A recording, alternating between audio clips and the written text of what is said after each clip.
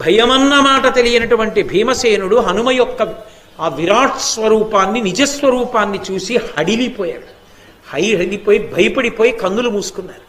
ఎందుచేత అంటే ఆయన నిలబడితే ఆకాశాన్ని దాటిపోయి కాల్చిన పెనంలా ఎర్రటి కాంతులతో ముఖం ఉంది. ఆయన యొక్క తోక దిక్కుల యొక్క చివర్లకి వెళ్ళి తగులుతోంది. అంత పెద్ద స్వరూపంతో నిలబడ్డారు.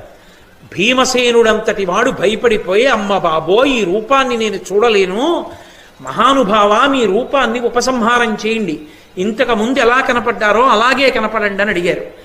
ఉపసంహారం చేసి, నాయనా నీకు చూపించినది నిజస్వరూపం కాదు, ఏదో కొద్దిగా చూపించా నల్లపూస, అసలు నా నిజస్వరూపానికి దీనికి పోలిక లేదు, నా యథార్థ స్వరూపంతో నేను నిలబడితే గుండె రక్కలైపోతుంది ఎవరికైనా.